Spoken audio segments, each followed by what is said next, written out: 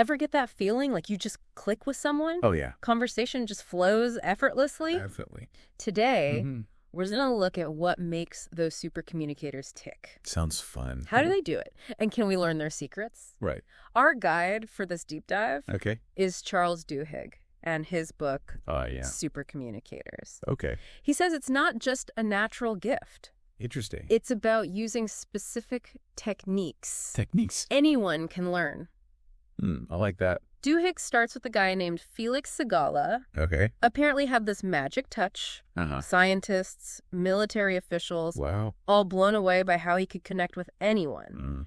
Turns out his magic was actually a set of skills.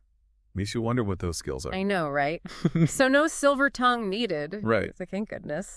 Yeah. But how does that click even happen? Well, there's this thing called neural entrainment. Neural entrainment. It's basically a fancy way of saying our brains sync up when we really connect. Brain synchronization, that's intense. I know, right? Like a mind meld. So you're saying when you're really in sync with someone, you might notice things like your eyes dilating, pulses aligning. It's true. And you start predicting each other's thoughts. That's wild. So that feeling of being on the same wavelength, exactly. That's this neural entrainment thing. Yep. Neural entrainment in action. So how do we make that happen more often? Well, Duhigg says there are 3 essential types of conversations. 3 types? Think of them like tools. A toolkit for supercommunicators. Exactly. Okay, I'm intrigued. The first one is, what's this really about? What's this really about? It's about going deeper than just surface-level chit-chat. So getting to the heart of the matter. Yeah. Understanding the needs and motivations. That sounds crucial. It is. For decision-making, resolving conflict. All of that. Duhigg uses this really interesting story about a guy named Leroy Reed on trial. Yeah. Seemed like an open and shutgun possession case. But one juror, John Bully, he used this "what's this really about" approach. Interesting. He wanted to understand the other jurors. What about them? Their values, fears, all of that. He wasn't just focused on legal arguments. So it was more about the human element. Exactly. And through careful questions, insightful observations, he actually guided the jury to a not guilty verdict. Wow. So just by understanding the why? Exactly. He changed the outcome. It's pretty amazing. Yeah. But how do we actually use this in real life? Well, think about a doctor trying to convince their patient to make a healthy choice. Yeah, like what? Duhigg uses prostate cancer as an example. Oh, okay. Patients often choose immediate surgery. Even if that's not the best option? Even when the data says active surveillance is better. So what's the real conversation there? It's not just medical facts, right? Right. The patient might be scared. They might need to feel in control. They might think action equals strength. So if the doctor just focuses on data, they're missing a big part of the picture. The patient's emotional landscape. Exactly. This is blowing my mind. I know, right? So we've seen, what's this really about? In a courtroom, a doctor's office. Yeah. What about relationships? That brings us to the second type. Okay. How do we feel? Feelings. This is where emotional intelligence comes in. Vulnerability, acknowledging feelings. All that. Sounds powerful. It is. But also kind of scary. I get that. Aren't some people just better at this? Duhigg says it's a skill, not a personality trait. He even taught this to a group you wouldn't expect. Hedge fund managers. Wait, seriously?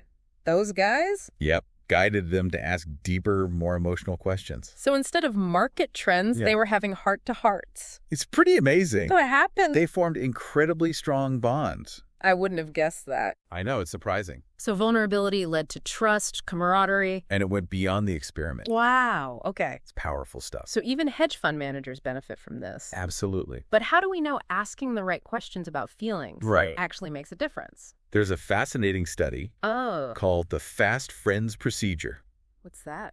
36 questions designed to speed up intimacy. 36 questions to fall in love. Well, not quite a love potion. Okay.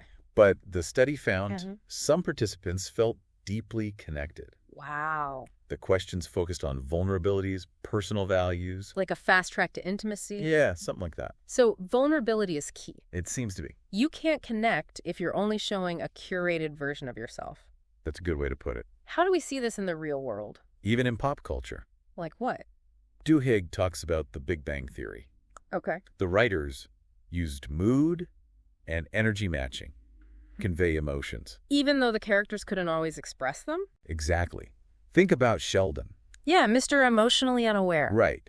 Instead of having him say how he felt, they had him mirror the mood and energy of others. So even Sheldon could connect on an emotional level. In his own way, yeah. That's kind of sweet. It is. What does that mean for the rest of us? Pay attention to nonverbal cues. Body language, tone of voice. Even laughter. It's not always about the words. Right. It's how we say them, how we respond to others' emotions. Exactly. That makes sense. So we've talked about understanding the why, embracing vulnerability to create deeper connections. What about when things get sensitive? That brings us to the third type. Okay. Who are we? Conversations. Ooh, that sounds tricky. It can be. What are those about? Exploring social identities, groups we belong to, our values. How those shape our worldview. You definitely see how those could get difficult. Yeah. How do supercommunicators handle those? Duhigg uses Netflix as an example. They're known for radical candor. Yeah. But even there, conversations about race, gender, orientation often led to tension, hurt feelings. So even with radical candor, it wasn't enough. What did they do? They implemented guidelines, workshops, create safer spaces for these discussions. What kind of guidelines? It wasn't about being politically correct. Okay. Or avoiding topics. So what was it about? Creating a culture of belonging. Belonging? Where everyone felt safe to share. Without judgment. Exactly. Sounds like a tall order. It is. It is. Did it work? Yeah. Yeah. To find out, you'll have to join us for part 2. Ooh, a cliffhanger. See you in part 2, listeners. We're looking forward to it. So those guidelines at Netflix for those tough who are we conversations, right? Did they actually work? They did. Really? There was a real shift. Like what? Toward understanding. More empathy. People felt more comfortable sharing. On sensitive topics. So more productive dialogues. Exactly. It wasn't about silencing people then. Right. Or walking on eggshells. More about everyone feeling heard. Feeling respected. Exactly. But I bet there were still challenges. Oh, of course. Like what? Duhigg talks about the Dave Chappelle special. Oh, yeah, that caused quite a stir. Some people saw it as transphobic. Really tested Netflix's commitment then? It did. How'd they handle that? They didn't shy away. Good. They acknowledged the harm, but they also stood by creative freedom. So they didn't ignore it? No. Or pretend there wasn't a problem? Nope. What did they do? They facilitated discussions, provided resources for employees to process their feelings, perspectives. So not about one right answer. Right. More about dialogue, understanding. Yeah. Makes sense. It highlights, even with good intentions, these conversations can be messy. There's no easy answers. But creating that space for dialogue, that seems crucial. It is. Underscores a point about supercommunicators. Okay. They're not perfect. Right. It's not about always having the right words. More about approach. Empathy, vulnerability. Yeah. Genuine desire to connect. That's a relief, honestly. Haha. Sometimes it feels like you need a PhD. I know what you mean. Just to navigate these conversations. It's a lot. But this whole deep dive, it's about how these are learnable skills. Yeah. So before we move on, what's the big takeaway? About these who are we conversations. Yeah. It's about recognizing our social identities, race, gender, all of that. They shape how we see the world. These conversations, when done right, they help us understand each other. On a deeper level. Yeah. Create a more inclusive society. Exactly. Well said. Okay, so let's go back to our toolkit. Our Supercommunicator toolkit. Yeah, we talked about what's this really about?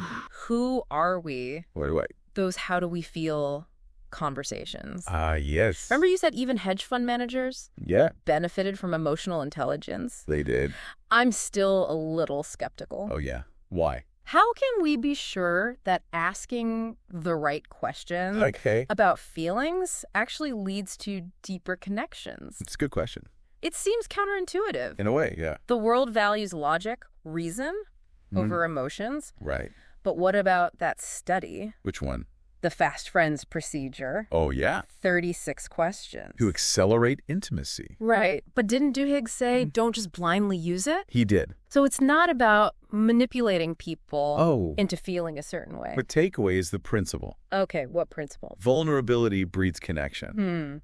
When we share something personal, we're saying, I trust you. With this part of me? Right? That's powerful. It is. And it's not just for romantic relationships. Right? No. Not at all. Think about a workplace. Okay. Where people are afraid to be vulnerable. They put up a facade. A professional facade. But that can actually hinder things. Collaboration, creativity. Yeah, I've worked in places like that. It's not fun. Not at all. Where everyone's trying to be perfect. Yeah. In control. It doesn't build trust. No, it doesn't. But when people feel safe to be themselves, express doubts, fears, it creates a more supportive environment. More authentic. Exactly. So it's about balance then. Between professionalism and allowing some vulnerability. Right. This doesn't mean oversharing, right? No, not at all. It's about creating a space where it's okay to express genuine thoughts and feelings. Especially when they're relevant. To the task at hand. Exactly. Okay, makes sense. So we were talking about how do we feel conversations. And how they can help bridge divides. Right. Even contentious ones. Which can get heated. Definitely. How do supercommunicators keep things civil? Duhigg uses the gun control debate as an example.